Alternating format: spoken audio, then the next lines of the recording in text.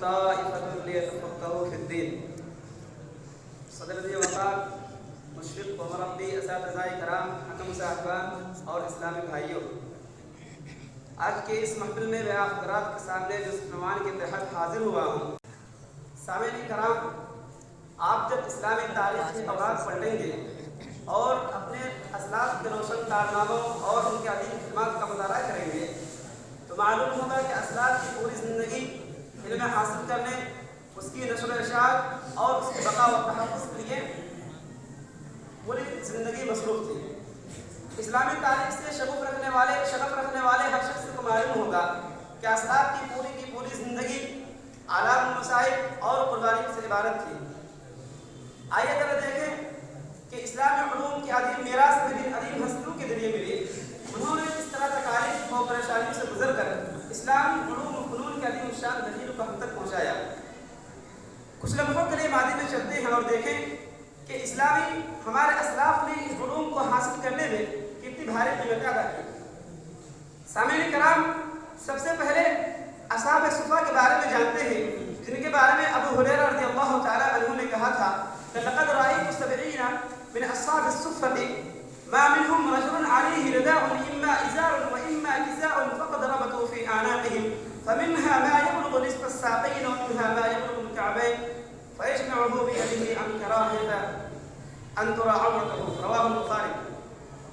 سامعین، اگر یہ حضرات شہادت الصفہ چھوڑ کر کاروبار میں لگ جاتے، مکانات بناتے، کماتے کھاتے، مگر انہوں نے کھانے پینے اور عیش کرنے کو زندگی کا مقصد نہیں سمجھا، بلکہ قرآن مجید کا پڑھنا پڑھانا ان کی غذا تھی اور نبی کریم صلی اللہ علیہ وسلم کے ارشادات کو محفوظ کرنا ان کی اہم عادت تھی۔ اسی طرح عبداللہ بن عباس رضی اللہ تعالی عنہ قرآن کے ایسے ہی اتنے عظیم مفسر نہیں بن گئے تھے۔ وہ خود اپنے بارے میں کہتے ہیں کہ جب مجھے پتہ چلتا کہ کوئی حدیث فلاں صحابی کے پاس ہے تو میں فَكُنْتُ آتِيَ الرَّجُلَ فَأَسْأَلُ عَنْهُ فَيُقَالُ لِي نَائِمٌ فَأَتَسَوَّدُ رِدَائِي ثُمَّ أَدْتَجَ حَتَّى يَخْرُجَ إِلَى الظُّهْرِ، رواه الدارمی۔ سامعین کرام، ذرا غور کریں کہ عبداللہ بن عباس رضی اللہ تعالی عنہ محض ایک حدیث کے لیے عرب کی چلچلاتی دھوپ میں گھر کے باہر لیٹ جایا کرتے تھے۔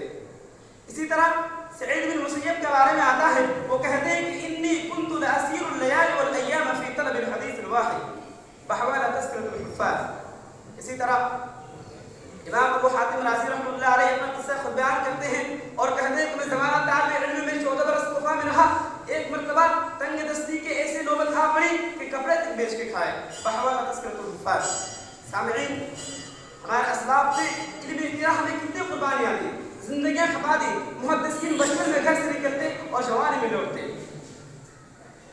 سامعین کرام، چاہیے کہ ہم اپنے اسلاف کے کارناموں کو پڑھیں۔